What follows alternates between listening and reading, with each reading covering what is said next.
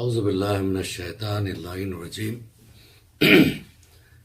بسم اللہ الرحمن الرحیم ان اللہ وملائکتہ یصلون علی النبی یا ایھا الذین آمنوا صلوا علیہ وسلموا تسلیما اللہم صل علی محمد۔ تمام ناظرین کی خدمت میں مولوی عباس علی خوئی کا سلام۔ یہ ہمارے ایپیسوڈ تربیت اولاد کے حوالے سے خاص کر بچوں کے لیے چل رہے ہیں، اور آپ سے گزارش ہے کہ نہ خود آپ اس کو سنیں بلکہ اس کو آگے بھی بڑھائیں تاکہ بچے اس سے استفادہ حاصل کر سکیں، کیونکہ مذہبی آج کے اس پرآشوب ماحول میں انسان کو بچا سکتا ہے۔ خوف خدا اور اخلاق، یہ دو چیزیں انسان کو آخرت کی منزلوں میں راحت بخشتی ہیں۔ دنیا صرف ایک سرائے ہے۔ ایک چھوٹی سی مثال دے دوں میں آپ کو تاکہ بات اور کلیئر ہو جائے۔ یہ دنیا جو ہے نا مختصر سی زندگی ہے، جیسے کہ مولا نے کہا تھا دنیا آخرت کی کھیتی ہے۔ اور ایک جگہ مولا کائنات علی ابن ابی طالب علیہ السلام فرماتے ہیں کہ الدنیا، جو دنیا جو ہے دار ہے، گھر ہے، کاہے کا غنن، وہ گھر ہے کہ جہاں پہ انسان غنی ہو سکتا ہے۔ غنی کا مطلب مالدار ہو سکتا ہے۔ مالداری دنیاوی حساب سے نہیں ہے، آخرت کے حساب سے جو ذات راہ مہیا کر لے وہی مالدار ہے۔ جو دنیا میں گھر بنا لے، جو دنیا میں دولت کما لے، یہ حقیقت میں مالداری نہیں ہے۔ مالدار وہ ہے جو یہاں رہتے ہوئے وہاں کا سامان مہیا کر لے، وہ حقیقت میں مالدار ہے۔ آپ کو ایسے مثال دے دوں، ایک آدمی کو ایک لمبا سفر کرنا ہے، تقریباً 1 سال کا سفر کرنا ہے۔ اس کو آپ لے کے گئے ایک چھوٹے سے کمرے میں، کہا کہ دیکھو اس کمرے میں پورا سامان ہے، اب 1 سال کا سفر جو کچھ تم کو کرنا ہے، جو راستے میں جن چیزوں کی ضرورت ہے وہ سب اس کمرے میں، لہذا تم کو جو چاہیے اس میں سے اٹھا لو۔ اگر عقل مند ہوگا تو کیا کرے گا؟ پھر وقت کو ضائع نہیں کرے گا، کھانے پینے میں سونے میں ضائع نہیں کرے گا، جلد سے جلد جتنی ہو سکے چیزیں اٹھا لے گا تاکہ آخر جو سفر ہے 1 سال کا وہ بآسانی طے ہو سکے۔ اگر بیوقوف ہوگا تو یہ دیکھے گا، وہ دیکھے گا، اس میں وقت گزار دے گا، اس میں وقت گزار دے گا، کچھ کھا لے گا، پیٹ بھر کے سو جائے گا۔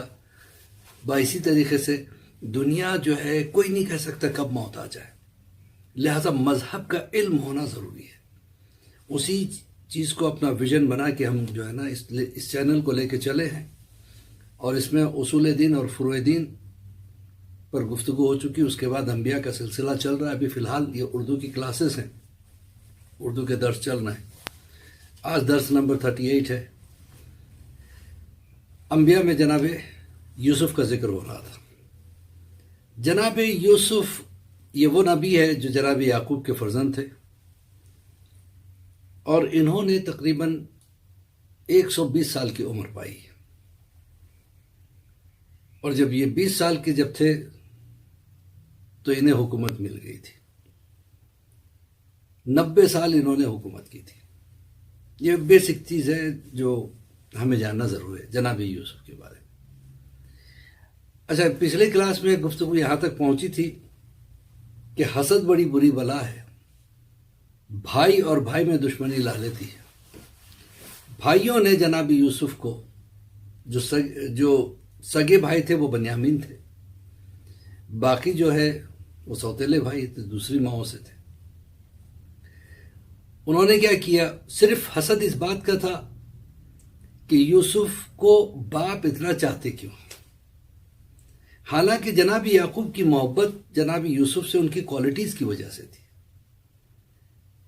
جناب یوسف سے اس لیے بھی تھی کہ وہ آنے والے امت کے جو ہے نا نبی بھی بننے والے تھے، لیکن یہ چیز بھائیوں سے برداشت نہیں ہو سکی۔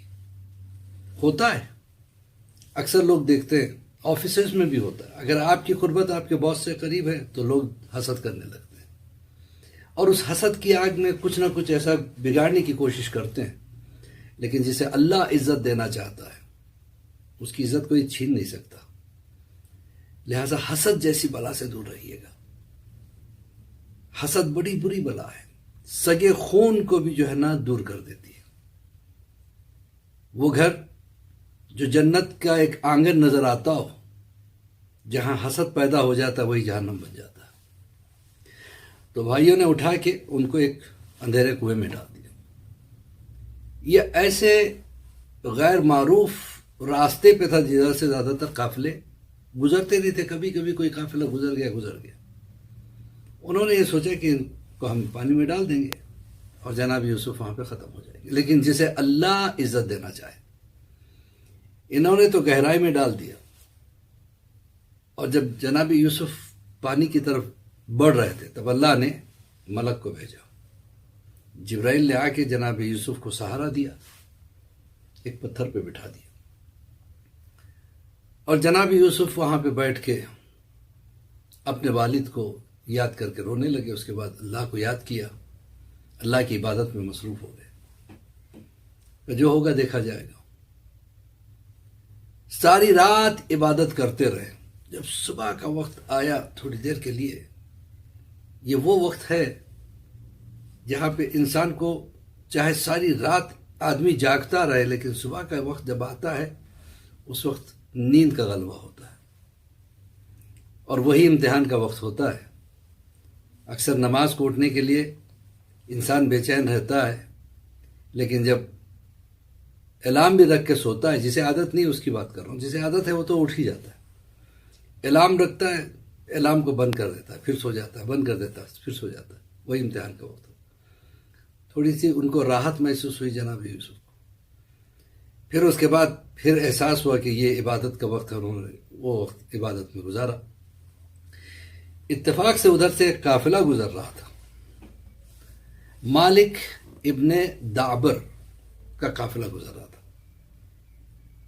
ان کے قافلے والوں نے کہا کہ ہمیں پیاس لگی ہے، سامنے ہی کنواں بھی ہے، چلیے آگے بڑھ کے اس کنویں میں سے پانی نکالتے ہیں. کنویں میں ڈول ڈالی تو کافی وزنی ہوگی. جناب یوسف نے اس ڈول کو پکڑ لیا.